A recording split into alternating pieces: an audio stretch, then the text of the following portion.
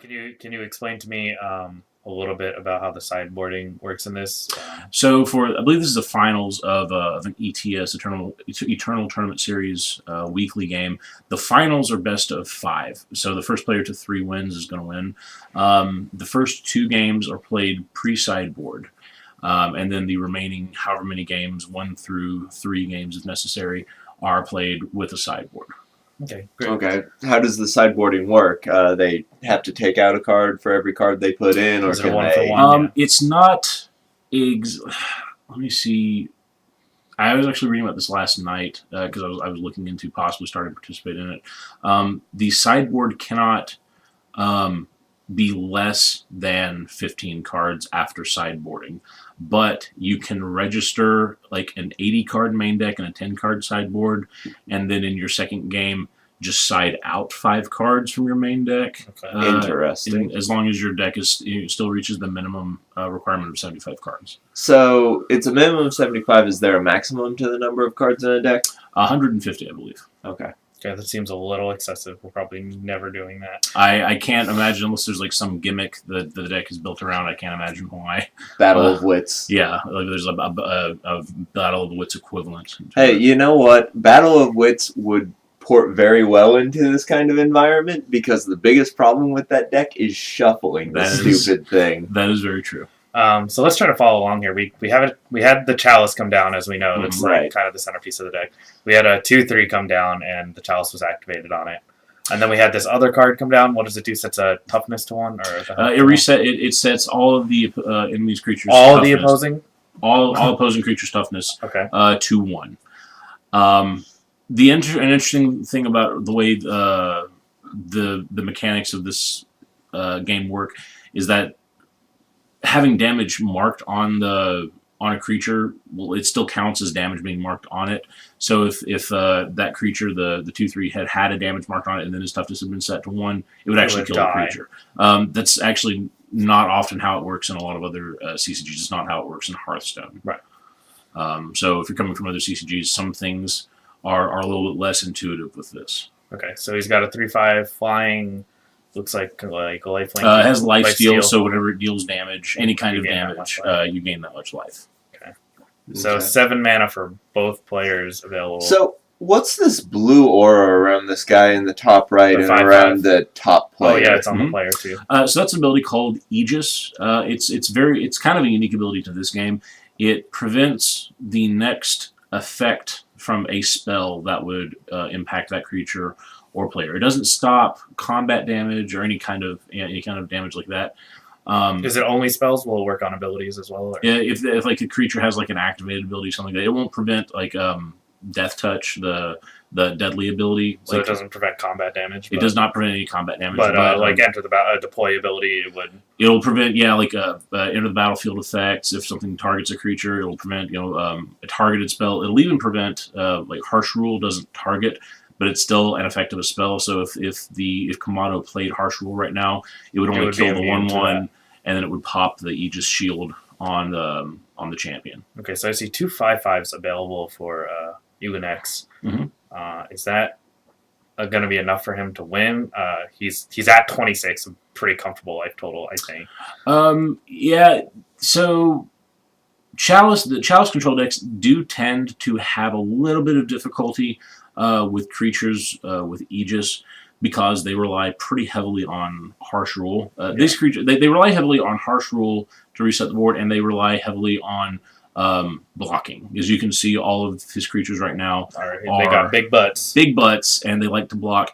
And so these champions that Elenix has, they fly over them and they dodge the Harsh So what Rule. happened there? There was a huge power boost on. All of his guys, yeah. So the champion, I can't remember which champion it is, the Felon champion, has 2 abilities. One is the creature has Aegis once you reach a certain threshold of primal. I believe it's 5. And then the secondary ability has this ability if you reach a certain threshold of shadow, and that ability is at the end of your turn, all of your creatures get +2/+0 permanently. So That's pretty powerful. Mm-hmm. So we see the 2/1/4 flyers coming in, and also a 37 with deadly, which will Okay, and that was the setup for the destroy all creatures effect. Yeah, he knew he was going to lose his creatures, so he just went ahead and attacked with them and got a little bit of damage in. All right, that makes sense. So down to 7. Okay, so now he has to deal with a 7/5. Mm-hmm. How hard is that in this game? He has a Channel the Tempest in his hand right now that he's probably Gonna have to launch. Yeah, he does have some Vanquishes in his deck. Is there a maximum hand size? Because he's drawing a lot of cards. Hand size is kind of weird. At the end of each turn, you have to discard down to 9 cards, and during the course of your turn, if you draw more than 12 cards, every subsequent card is immediately discarded. Okay. Interesting. So it's got 2 different kinds of... two different types of a hand limit. Alright, so creature going down. Unix taking out one of Kamado's creatures. Kamado has a ton of cards in hand here. But he's very low on life. Very low on life. He is. He's got a Lumen Defender now, which is going to protect him against the opponent's Lumen Defender. Which would be very good. And he's got his Chalice online. Basically, as long as he keeps drawing creatures, he's going to have a constant source of card advantage and a way to build a board presence. Yeah, as low as he is, I really feel like he's actually turning the corner here. He's pretty close. Again, a third champion can be a little problematic for him, especially because he doesn't have an easy way. Well, he does have he has a Kothan, which can potentially block him. Okay, so we have a potential blocker for him. We have a potential blocker. He would require a double block. It looks like instead he's going to opt to go with... Spend a bunch of damage on that Aegis just to try to find a way to deal with... And he drew a Vanquish, so he can use the Vanquish if he wants to finish it off. So what does Vanquish do? Vanquish destroys a creature with power 4 or greater. Okay, so it looks like instead that he's just going to silence it. So that you can bring it down to the ground. So silence will take away... it takes away basically the entire text box of a creature. In other games like Hearthstone, silence also gets rid of power, toughness, altering effects. This only does the text box. Only does the text box. And it's also permanent. So like that creature has died. If Elunix had some way of recurring that creature, it would still be silenced. Great. Interesting. Okay, so I'm noticing both of these guys have a lot of power. Are their decks like set up so that they have a lot of these sigils to keep their power going, or is there some other way that they're finding all of that? They do have some spells that allow them to search up power. Basically, any 3-color kind of deck in this game is going to be playing a neutral card called Seek Power, which is a 1-mana spell, does not require any influence cost, and lets you search up any sigil in your deck.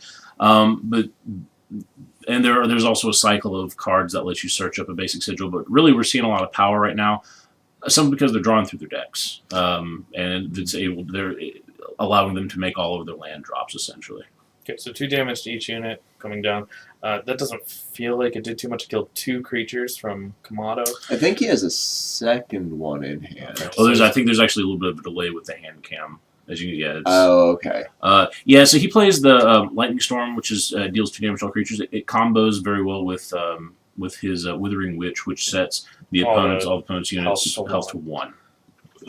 And here we see that Vanquish. The one Vanquisher is dead now.